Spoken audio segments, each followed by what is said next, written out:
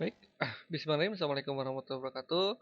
Pada kesempatan ini pertemuan terakhir di SP Sistem Informasi Manajemen pertemuan ke-7. Nah, saya akan membahas tentang perancangan sistem informasi dan pengembangannya. Nah, siklus hidup atau pengembangan sistem atau life cycle, nah mungkin pernah dibahas sebelumnya gitu ya. Nah, pertama itu ada planning dulu, terus ada analisis.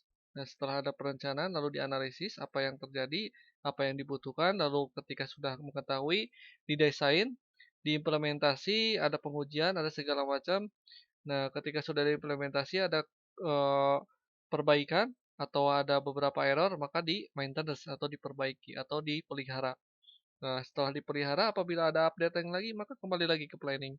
Nah, definisi perancangan sistem ini tahapan setelah analisis dari siklus pengembangan sistem.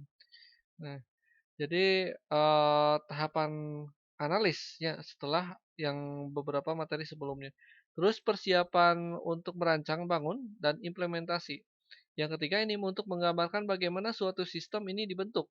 Dan terdapat beberapa penggambaran perencanaan berupa sketsa gitu ya, termasuk menyangkut konfigurasi, komponen, terus perangkat lunak, perangkat keras, dan suatu sistem operasi. Nah, ada beberapa hal gitu ya, tujuan perancangan sistem ini, yang pertama ini untuk memenuhi kebutuhan kepada user gitu ya. Terus memberikan gambaran yang jelas dan rancangan bangun, yang lengkap kepada programmer komputer ketika, akan dilakukan pengembangan sistem tersebut. Nah, terus ada tahapan perencanaan. Nah, ini tahapan perencanaan yang pertama, perencanaan secara umum. Nah, ini apa yang dibutuhkan perusahaan, apa yang terjadi, masalah apa yang terjadi gitu. Jadi yang pertama itu cari dulu masalahnya apa gitu ya. Lalu, dirinci masalahnya. Ya, ketika sudah dirinci, maka kita, buat solusi. Buat solusi itu menggunakan sistem informasi yang memang ada pendekatan, eee, apa, secara proses bisnis di sana. Nah, terus perancangan secara umum. Nah, ini perancangan secara umum ini dilakukan setelah tahap analisis selesai dan disetujui. Terus tujuannya ini memberikan gambaran umum kepada user gitu ya. Terus merupakan persiapan dari perencanaan yang terperinci dan mengidentifikasi komponen sistem informasi yang akan didesain secara keseluruhan. Terus komponen-komponen ini dirancangkan dengan tujuan untuk dikomunikasikan untuk user. Jadi apa kebutuhan user ketika dilihatkan, apakah cocok seperti ini atau tidak. Nah, baru, itu bisa diterapkan gitu. Terus komponen sistem, informasi ini didesain, seperti contoh ada modelnya seperti apa, terus keinginan user seperti apa, enaknya bagaimana gitu ya. Terus ada inputan, outputan yang diperlukan oleh user gitu, database-nya dan teknologi dan pengaturannya di sana. Jadi beberapa hal itu, menentukan supaya apa, supaya ketika user itu mengerti dan gampang memahami gitu ya. Nah, perencanaan secara terinci. Nah, ini yang pertama ada outputan. Nah, ini outputnya ini adalah bentuk laporan. Jadi kalau seandainya ketika, kita membuat sistem informasi, lalu bentuk laporannya ketika biasa manual itu seperti apa. Nah, itu bisa diimplementasikan, bentuknya seperti itu, tapi ketika data-datanya itu berasal dari sistem gitu ya. Nah, bentuk laporannya itu, menyesuaikan dengan memang, eee, administrasi yang ada di kantor itu gitu ya, atau di perusahaan itu. Terus bentuk tata letak isi. Nah, ini bagi pemakai sistem digunakan untuk menilai isi, ya, bentuk outputnya. Terus bagi programmer juga digunakan sebagai dasar pembuatan program dan pengaturan tata letak output ini, akan dicetak printer dan digunakan alat tata letak printer atau kamus output gitu ya. Jadi disesuaikan supaya memang tidak terlalu asing dan memang gampang dimengerti di sana. Nah, ada beberapa macam, desain output kalau mengacu kepada sebuah data. Yang pertama ada tabel dan ada grafik. Nah, ini kalau ini bentuk tabel, ini, memerlukan perhatian khusus. Jadi dibuat sederhana mungkin tetapi lebih jelas permasalahannya. Jadi tampak jelas sehingga dapat langsung ditangani atau dimengerti gitu ya. Nah, terus ada report. Nah, ini beda lagi dengan tabel. Kalau ini lebih isinya hal bertentangan, biasanya digunakan untuk maksud perencanaan gitu ya. Jadi ada perbandingan di sana, ini report ini. Terus ada varian, report. Nah, kalau varian report ini adalah, menunjukkan selisih varian antar standar gitu ya, dan sudah ditetapkan dengan kenyataan ya. Jadi contoh laporan kerja yang dirancang untuk membandingkan standar aslinya. Nah ini, sama ada tabelnya, tapi, ada perbandingannya di sana. Terus ada komparatif. Nah ini komparatif ini hampir sama, isinya merupakan perbandingan perbandingan antara satu dengan yang lainnya gitu ya. Jadi kalau hampir sama ketika kita contoh membeli handphone, nah ini ada komparasi, komparatif. Nah, dilihat apa harganya, speknya, dan segala macam itu supaya ada pertimbangan ketika, laporan itu diterima oleh pimpinan di sana. Nah, terus ada bentuk grafik yang tadi tabel ini grup grafik ini bisa berupa garis yang beberapa, eee, perbaikan dengan garis. Jadi supaya apa? Supaya memang, eee, mudah dimengerti gitu ya. Jadi kebaikan atau kelebihan ketika membuat grafik itu dapat menunjukkan hubungan antara nilai dengan baik. Terus dapat menunjukkan beberapa titik, terus tingkat ketepatannya ini dapat diukur dengan skala dan mudah dimengerti. Cuman ada beberapa kelemahan, tidak terlalu banyak garis kurva, maka akan tampak ruwet gitu ya. Jadi kalau terlalu banyak data, garisnya saling bertubrukan, nah itu akan sangat sulit sekali dibaca. Terus hanya terbatas pada dua dimensi dan spasinya kadang dapat menyesatkan gitu. Nah, contohnya seperti ini ada grafik batang, ini, ada beberapa kelebihan dan kekurangan. Pertama, baik untuk perbandingan, terus dapat menunjukkan nilai yang tepat dan mudah dimengerti. Cuman kelemahannya terbatas hanya pada satu titik saja dan spasinya dapat, menyesatkan gitu. Maksud di sini, kadang-kadang ini nilainya berapa ya, nilainya berapa. Jadi harus dilihat ditunjuk dari ujung ke ujung gitu ya. Nah itu seperti itu. Terus, bagian pastel atau Picard. Ini beberapa kelebihan dan kekurangan Picard. Ini baik untuk perbandingan dan mudah dimengerti. Beberapa kelemahannya, penggunanya terbatas, ketepatan kurang, dan tidak dapat menunjukkan hubungan beberapa titik. Nah, terus ada komponen yang lain, ini komponen input. Nah, komponen input ini alat inputan ya, termasuk lebih kepada hardware ya, keyboard-nya, mouse-nya, barcode, scanner, dan yang lainnya. Ini supaya mempercepat pekerjaan, mempermudah pekerjaan. Nah, proses inputan ini melibatkan tiga tahapan utama. Ada data capture, data referencing, data persiapan data atau preparasi, terus ada data entry atau antrian. Nah, ini ada jenis inputnya ada ekstern, ada intern. Kalau ekstern ini lebih kepada berasal dari organisasi luar. Contohnya faktur kuliah, kwitansi, orang luar, dan yang lainnya. Sedangkan intern ini berasal dari dalam organisasi. Contohnya faktur penjualan, order penjualan, dan yang lainnya. Jadi berdasarkan dari perhitungan yang ada di data dalam. Ya. Nah, langkah-langkah desain input. Pertama, menentukan kebutuhan input yang baru. Menentukan parameter inputnya. Dan pengkodean gitu ya. Nah, terus ada lagi dialog. Nah, ini dialog ketika terjadi sebuah kesalahan, maka dialog itu jangan sampai membingungkan user ya. Jadi pedoman perancangan user interface ini atau DUID gitu ini pemakaian sistem ini harus standar dengan yang harus dikerjakan selanjutnya. Layar dialog ini haruslah berbentuk sedemikian rupa sehingga informasi instruksi selalu tersampaikan di area yang sudah pasti. Jadi biasanya terletak di tengah ya. Jadi tidak mungkin di bawah karena akan tertutupi. Jarang sekali terlihat, biasanya di tengah. Dan di dalam jendela tubuh, terus dialog juga harus dibatasi pada satu ide saja tiap frame-nya gitu ya. Jadi satu satu hal yang memang diumumkan untuk satu peringatan. Nah, terus pegging scrolling ini dapat digunakan untuk menyampaikan informasi pada jendela tubuh. Nah, berita instruksi informasi layar harus dapat ditampilkan pada waktu yang cukup cukup lama gitu ya. Jadi timingnya kalau seandainya eee, tidak ada batasan waktu gitu ya. Kalau seandainya kecuali kecuali memang iklan ya, iklan.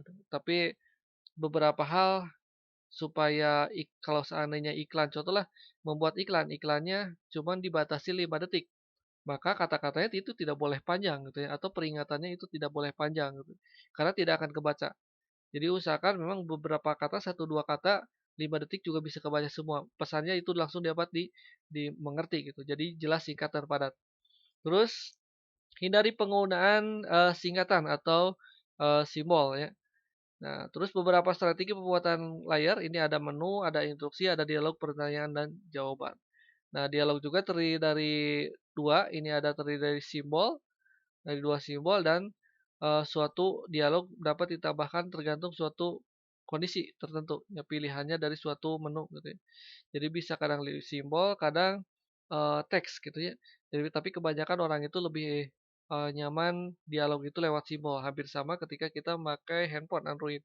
Kebanyakan orang anak-anak yang tidak bisa membaca itu dapat menguasai beberapa aplikasi game dilihat dari gambarnya, dilihat dari simbolnya. Dia tahu apa itu gitu, tapi tidak bisa membaca ya, karena terlihat dari simbolnya. Terus teknologi. Nah, ini teknologi